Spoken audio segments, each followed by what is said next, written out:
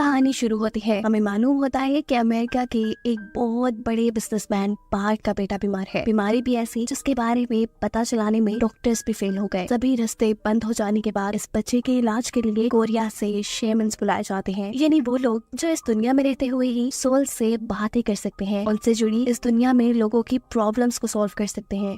ऐसा कहने कि दुनिया में ना नजर आने वाली चीजों से मिलना, लड़ना और उन्हें कंट्रोल करना ही उनकी जॉब है। हम मिलते हैं शेमन हारिम से, जो अपने असिस्टेंट के साथ इस बच्चे का इलाज करने के लिए आई थी। हालांकि बच्चे की मोम को इन सब चीजों पे यकीन नहीं था, पर अब उनके पास कोई दूसरा ऑप्शन भी नहीं बचा था अपने बेटे को बचाने के लिए। हारिम इस बच्चे को चेक करने के लिए कुछ रिचुअल करती है और उसे मालूम होता है कि इस बच्चे के साथ जो भी इशू है वो उसके दादा या परदादा के साथ जुड़ा है। इस बारे में बात करने के लिए हारिम पार्क से मिलने उसके घर पहुंच जाती है, जहां उसे मालूम पड़ा कि ये लोग कई दहाइयों पहले ही पूरी तरह अमेरिका शिफ्ट हो गए थे। पार्क के डैड यानी इस छोटे बच्चे के ग्रैंडपा पैरालाइज्ड हैं, जबकि उसके ग्रैंडपा यानी परदादा 100 साल पहले ही मर चुके थे, जिनकी ग्रेव यानी कब्र कोरिया में ही है। पार्क हारिम को ये भी बताता है कि उनकी फैमिली में पैदा होने वाले हर बड़े बच्चे के साथ ऐसा ही कोई इशू हो जाता है। जैसे मेरे बड़े भाई, वो भी ऐसी ही किसी बीमारी में पागल खाने में मर गए थे, और अब मेरा बेटा वो तो आपके सामने ही है। सब सुनने के बाद हारिम पार्क को तसल्ली देती है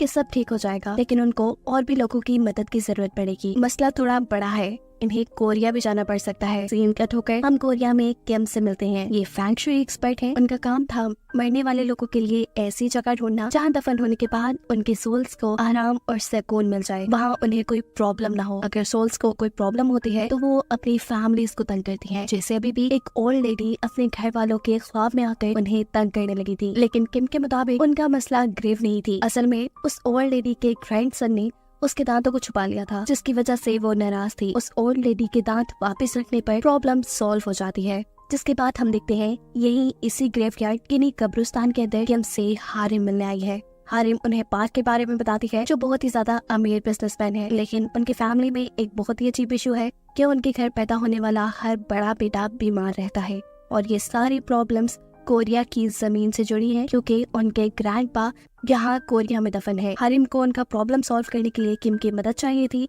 और कोरिया का नाम सुनते ही किम मान भी जाते हैं। अगले दिन पार्क भी आकर किम से मिलता है, क्योंकि उसे अपने ग्रैंडपा का एक्सह्यूमा करवाना था। एक्सह्यूमा मतलब एक ग्रेव को खोलकर वहाँ दफन हुए इंसान को किसी दूसरी ग्रेव में दफनाना या शिफ्ट करना। इसी काम के लिए उसे किम से सारी इन्फॉर्मेशन चाहिए थी, और वो ये सब अपने बेटे के इलाज के लिए कर रहा था। पार्क अब किम को लेकर अपनी ग्रैंडपा की ग्रेव के पास जाता है, जो पहाड़ के ऊपर बनी थी। ये कोई कब्रिस्तान नहीं था। इस ग्रेव के आसपास बहुत सारे फॉक्स भी फिर रहे थे, और ये कोई अच्छा साइन नहीं था। साथ ही उनकी ग्रेव के ऊपर कोई नेम प्लेट भी नहीं थी। पार्क बताता है कि उसके ग्रैंडपा जर्नल थे, और ये ग्रेव उन्हें आर्मी की तरफ से अलॉट हुई थी। किम उसकी अभी भी बात समझ नहीं पा रहा था कि आखिर यही जगह क्यों। ये तो जगह कोई टॉम भी नहीं लग रही। वो समझ चुका था कि मसला इसी जगह में है, और ये बात वो हारिम से डिस्कस भी कर लेता है। वो हारिम से कहता है, यहाँ पे बहुत कुछ ईवल है, बहुत कुछ शैतानी है, और इन नेगेटिव पावर्स को मैं सेंस कर पा रहा हूँ। साथ ही किम हारिम से यहाँ काम करने को भी मना कर देते हैं, क्योंकि उन्हें लग रहा था कि अगर यहाँ उन्होंने काम किया तो उनकी जान को भी खतरा हो सकता है। ये सुनकर हारिम भी परेशान हो जाती है। खैर, रात में दोबारा हारिम, किम और पार्क की मीटिंग होती है, जहाँ किम इन दोनों से शेयर करता है कि जल्द ही उनकी बेटी की शादी होने वाली है, जो सुनकर पार्क इमोशनल हो जाता है और उन्हें बताता है कि मेरा बेटा है और वो मरने वाला है। उसके ये लफ्ज हारिम और किम दोनों को ही इमोशनल कर गए थे, इसलिए हारिम फैसला कर लेती है कि वो पार्क की मदद जरूर करेगी, और किम से कहती है कि हम उस ग्रेव को डिग करने के लिए वहाँ पर एक रिचुअल कर सकते हैं, एक ऐसा रिचुअल जिससे वहाँ का ईवल भटक जाए और फिर आप लोगों का काम आसान हो जाए। ये आइडिया किम को भी बेहतर लगा था, इसीलिए वो भी एक्सह्यूमेशन के लिए मान गए थे। अगले दिन एक्सह्यूमेशन का काम शुरू हो जाता है, जिसमें यहाँ पर पार्क की आर्ट भी थी, क्योंकि वो ग्रैंडपा की डॉटर थी। उनके साइन और उनके परमिशन के बगैर ग्रेव डिग नहीं की जा सकती थी। हारिम यहाँ पर रिचुअल का सारा सामान भी ले आई थी, जिसमें 5 पिग्स भी थे। उन 5 लोगों के लिए सेक्रीफाइस जो ये ग्रेव डिग करने वाले थे। एक तरफ ग्रेव की खुदाई का काम शुरू होता है, तो दूसरी तरफ हारिम ईवल को डिस्ट्रैक्ट करने के लिए पावरफुल रिचुअल्स करना शुरू कर देती है, जिसमें बहुत से लोग उसका साथ दे रहे थे। जोर जोर से गाने बजाने के साथ हारिम अपना ड्राउना डांस करते हुए छुरियों और चाकुओं से खेल रही थी। ऐसा करते हुए वो अपने मुंह पर कट भी लगा देती है, फिर पास पे लगे हुए पिग्स की बॉडीज को काट कर उनका खून पीती है। उसका ये ड्राउना रिचुअल तब तक चलता रहा जब तक ग्रैंडपा की हड्डियों को निकाला नहीं गया। हड्डियों को कब्र से निकालने के बाद एक मजदूर कब्र के अंदर इंसानी सर वाला सांप दिखता है, जो कि बहुत ही गलत साइन था। और इससे भी गलत ये कि वो किसी को भी बताए बगैर उसे मार चुका था। ऐसा करते ही वहाँ मौसम खराब हो जाता है। किम जिसने ग्रैंडपा की हड्डियों को क्रिमेट यानी जलाने का फैसला किया था, उनका ये काम भी रुक जाता है। हालांकि वो ये काम जल्दी करना चाहते थे क्योंकि उनका मानना था कि ग्रैंडपा की सोल हड्डियों से जुड़ी है, जिन्हें जलाने पर ही उन्हें सुकून मिल सकता है।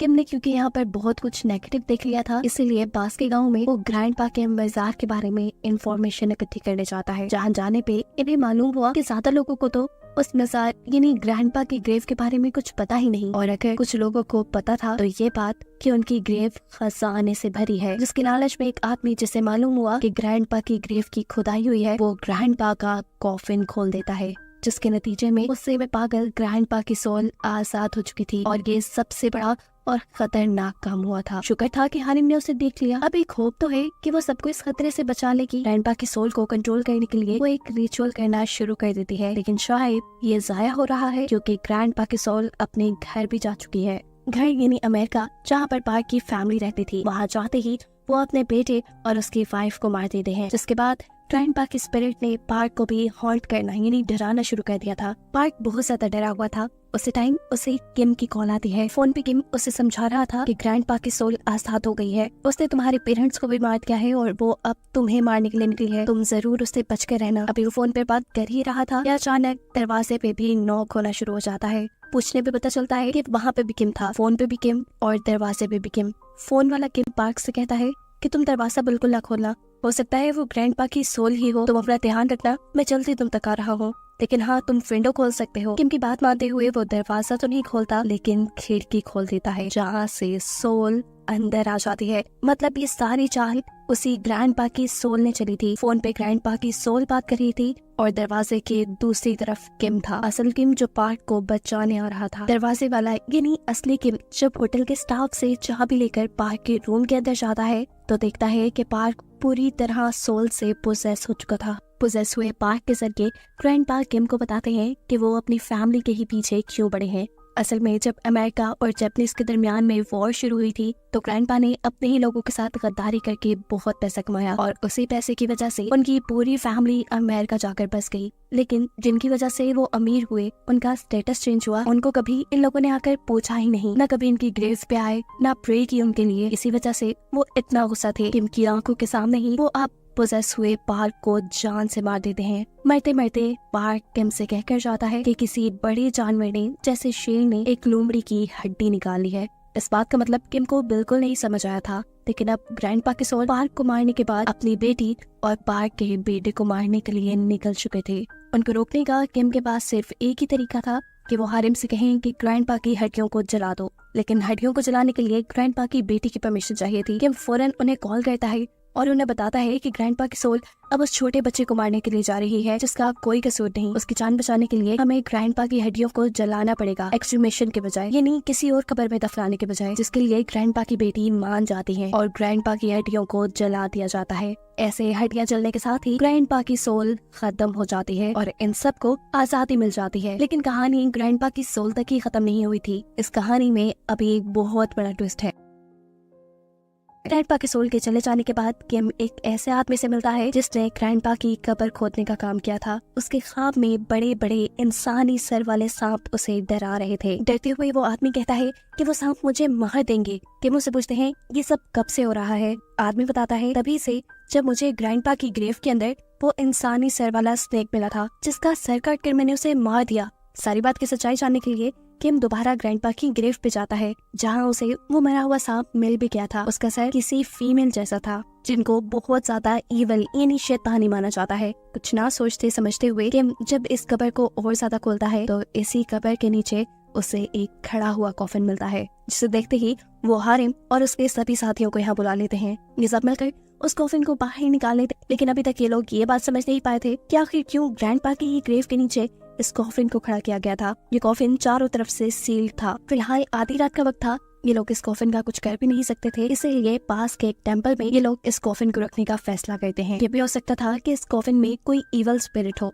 वो आसानी से निकल ना जाए, इसीलिए हारिम खून और चावलों के साथ यहाँ अजीबोगरीब रिचुअल करती है और उस कॉफिन को सील करके ये लोग यहाँ से चले जाते हैं। इस सारे मिस्ट्री की कहानी जानने के लिए किम और हारिम अब जाते हैं ग्रैंडपा की डॉटर के पास और उससे पूछते हैं कि आखिर ग्रैंडपा की ग्रेव के नीचे ये इतना बड़ा कॉफिन क्यों खड़ा किया गया था। जवाब में ग्रैंडपा कहती हैं वो गद्दार कैसे हो सकते हैं, वो तो कोरियन थे ही नहीं, वो तो खुद जापानीज थे। कंफ्यूजन और भी ज्यादा बढ़ जाती है कि आखिर फिर जापानीज लोगों ने उन्हें यहाँ क्यों दफन किया। सीन कट होकर हम हारिम के असिस्टेंट को देखते हैं जिससे कोई अजीबो गरीब चीज डरा रही थी। वो कुछ मंत्र पढ़ते हुए अपने डर को काबू में करता है और कॉफिन को चेक करने के लिए जाता है, जहाँ बाहर जाते ही उसे कोई 7 फुट जितना लंबा आदमी दिखाई दे रहा था और वो आदमी किसी इंसान को खा रहा था। इस सारे सीन को देखकर डरते हुए वो हारिम को आवाज देता है। पता चलता है कि हारिम ख्वाब में अपनी ग्रैंड माँ से कुछ सबक ले रही थी क्योंकि उसकी ग्रैंड माँ अपने जमाने की बहुत बड़ी शेमन थी। अपने असिस्टेंट की आवाज सुनकर वो यहाँ से जाने लगती है, लेकिन ग्रैंड माँ उसका हाथ पकड़ लेती है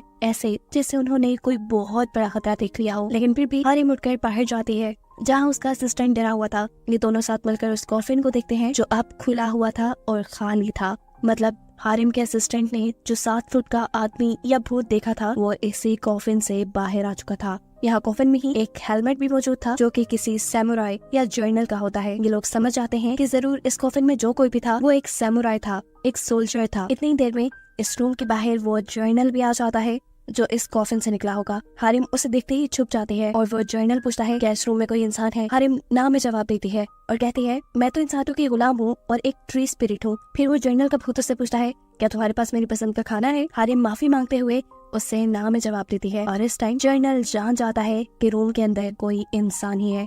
इससे पहले कि वो हारिम पर हमला कर देता उसका असिस्टेंट आकर उसे बचा लेता है और जर्नल पे भी एक नेज़े से हमला करता है। लेकिन इस हमले का उसके ऊपर जरा फर्क नहीं पड़ा था। साफ मतलब था कि वो जर्नल बहुत ही खतरनाक भूत में बदल चुका है क्योंकि अब वो असिस्टेंट को पकड़कर उसके पेट में अपना हाथ स्टेप करता है और उसकी बॉडी दरमियान से चीर कर फेंक देता है। इससे पहले कि अब ये भूत हारिम को मार देता किम और उसका असिस्टेंट यहाँ आ जाते हैं और इस मर्तबा इस भूत को देखकर इन दोनों की भी हालत बुरी तरह खराब हो चुकी थी क्योंकि आज से पहले उन्होंने कभी ऐसा भूत नहीं देखा था। एक सेकंड गुजरता है और इस भूत को मुर्गे की भांग सुनाई देती है। मतलब सुबह होने वाली थी और ये सोचते हुए वो एक आग का गोला बनकर यहाँ से उड़ जाता है।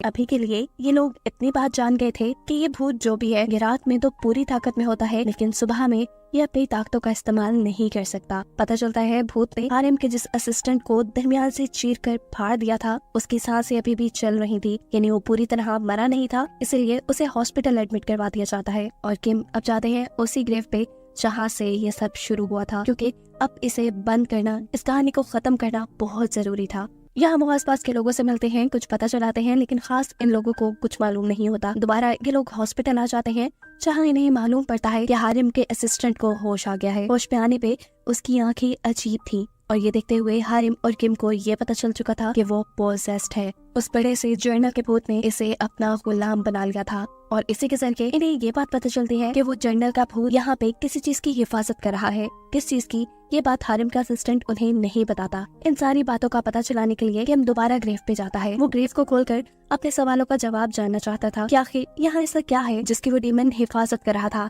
इन्हें यहाँ वही 7 फुट लंबा जर्नल का भूत ही नजर आता है। इसे देखकर वो ये बात पता चला लेते हैं कि रात में ये भूत कहीं पर भी चला जाए, दिन में ये भूत यहीं रहता है, जरूर उसी चीज की हिफाजत करने के लिए जिसके बारे में इन्हें मालूम नहीं।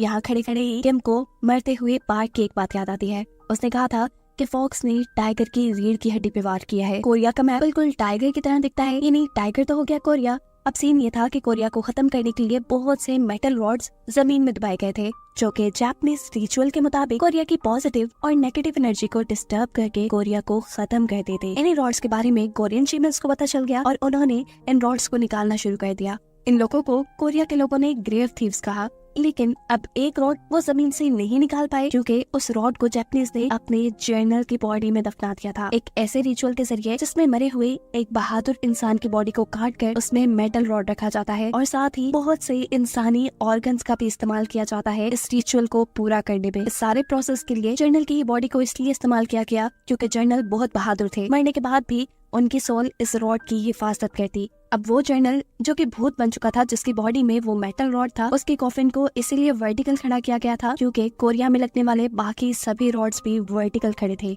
अब कोई उस रॉड को या जर्नल की बॉडी को न ढूंढ पाए, उसके ऊपर पार्क के ग्रैंडपा की बॉडी को दफना दिया गया क्योंकि वो भी एक जर्नल थे। साफ लफ्जों में कहें तो जब कोरिया और जापानीज के दरमियान जंग चल रही थी तो लोगों ने जादू मंत्रों के जरिए भी एक दूसरे को हराने की, दबाने की कोशिश की। जैसे ही इन लोगों को इस सारी बातों की खबर मिलती है तब तक काफी देर हो चुकी थी। अब रात का वक्त हो चुका था और वो जर्नल जिसके अंदर मेटल रॉड था उसके उठने का भी वक्त हो गया था। इतने सालों में वो अपने कॉफिन से किम की वजह से ही आजाद हो पाया था। किम उसे रोकना चाहता था लेकिन ये भूत उसे पोसेस करना शुरू कर देता है। किम को बचाने के लिए यहाँ हारिम उसके ऊपर ब्लड भी फेंकती है लेकिन वो थोड़ा सा तड़प कर ठीक हो जाता है और गुस्से में हारिम से ही लड़ने के लिए जाता है। पर इस टाइम हारिम को प्रोटेक्ट करती है उसकी ग्रैंड माँ की सोल। किम ने जर्नल की बॉडी में मेटल रॉड देख लिया था और उनके फैंग शुई के नॉलेज के मुताबिक मेटल का दुश्मन था वो। जर्नल का भूत वैसे ही खून से तड़पता था, इसलिए बिना मकसाय किए वो एक लकड़ी पर अपना खून लगाते हैं और उससे जर्नल को स्टैब कर देते हैं, जिससे वो जर्नल मर जाता है। वो आखिरी रॉड जो कि कोरिया को तबाह करने के लिए इस जमीन में लगाया गया था, वो रॉड भी बाहर निकल जाता है, खत्म हो जाता है। मतलब एक तरफ तो उन्होंने अपनी सबसे बड़ी मुश्किल इस भूत को खत्म किया और दूसरी तरफ कोरिया को भी बचा लिया। भूत के मरते ही हारिम का असिस्टेंट जो उसकी पोजीशन में था वो भी वहाँ से बाहर निकल आता है। इनके सारे मिशन अब पूरे हो चुके थे, ये लोग अब सेफ थे। यही सोचते हुए ये चारों सुकून का सांस लेते हैं। कहानी के आखिर में हमें किम की बेटी की शादी दिखाई जाती है, जहाँ किम रिलैक्स नजर आ रहा था और उसे हारिम और उसके असिस्टेंट्स की शक्ल में एक टीम भी मिल गई थी। इन चारों को दिखाते हुए ये कहानी यहाँ खत्म हो जाती है।